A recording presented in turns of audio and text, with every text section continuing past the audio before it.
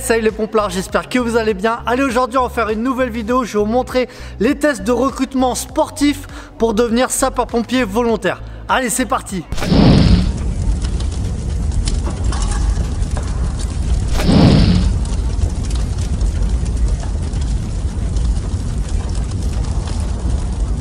Et tous mes bénéfices, je reverse tout aux orphelins des sapeurs-pompiers. Donc c'est à l'ordre des pupilles. Donc en plus d'avoir les 10% de réduction, vous faites une bonne action.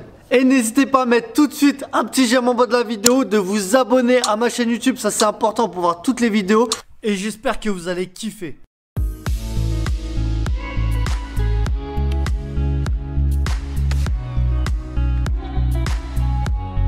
Vous êtes énormément à m'avoir demandé de faire cette vidéo, donc voilà. Quels sont les tests physiques pour devenir sapeur-pompier volontaire? Déjà, il faut savoir que chez les pompiers, ça c'est important d'avoir une bonne condition physique. Pourquoi? Parce que les gens ils comptent sur nous et c'est un travail qui est quand même physique. Quand on va sur feu, on a la tenue de feu, l'aérie, il faut monter des étages, il faut tirer des tuyaux, en plus du stress, de la fumée, même au VSAV. Quand il va falloir descendre une victime avec la chaise sur plusieurs étages, quand il va falloir faire des relevages, quand il va falloir faire des ponts améliorés, enfin voilà, donc c'est pour ça qu'il faut avoir une bonne condition physique.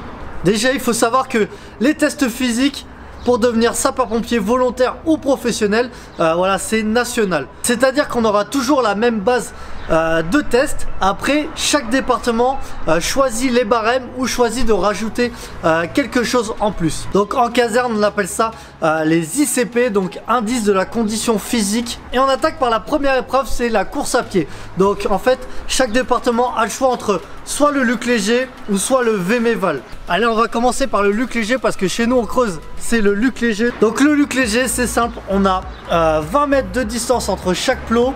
On a une bande son et à chaque bip, il faut être de l'autre côté du plot. Et cette zone, c'est la zone tampon, on va appeler ça, parce que si on est dans cette zone et que ça bip, voilà, on a le droit de revenir et on rattrape. Je vous mets le lien de la bande son en description. Donc là, je vais faire un petit luc léger pour vous montrer.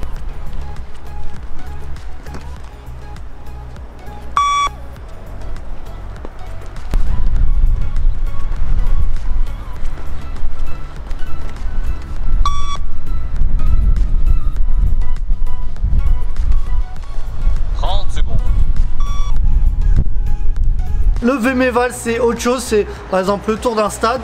On a plusieurs plots et à chaque bip, on doit être à un plot. Donc là, on continue de courir et tout ça, on a un nombre de paliers et avec le nombre de paliers, on a un barème. Et ça, faut savoir que chaque département a son barème. La deuxième épreuve, ça va être l'épreuve de souplesse. Allez, l'épreuve de souplesse, voilà, il faut enlever ses chaussures. Bien, les jambes tendues. Il va falloir pousser la petite réglette au maximum, voilà, et rester 3 secondes au max pour valider. Je suis pas souple comme la plupart des gens, mais franchement ça se travaille. En amont, on y arrive bien. La troisième épreuve, ça va être le gainage. Donc là, il faut vraiment bien gainer, bien être droit. Voilà, les épaules, les fesses, les pieds bien alignés. Et puis là, on tient comme ça 2 minutes pour avoir 20.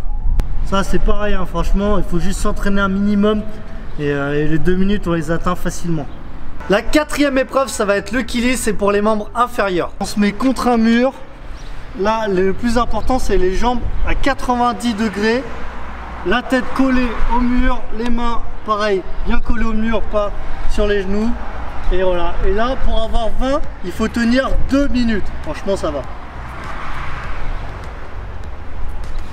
Et la cinquième épreuve, ça va être soit les pompes, soit les tractions. Ça dépend de votre SDIS. Et ça va être pour les membres supérieurs.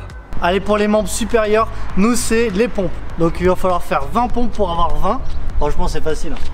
Alors, les pompes, on a le dos, on creuse pas le dos. Il faut vraiment se mettre bien droit, bien gainé. Et on descend, on touche les pecs en bas, on remonte. Pour que ça soit validé. Donc 20 pompes, franchement ça, voilà, faut s'entraîner, mais c'est tranquille.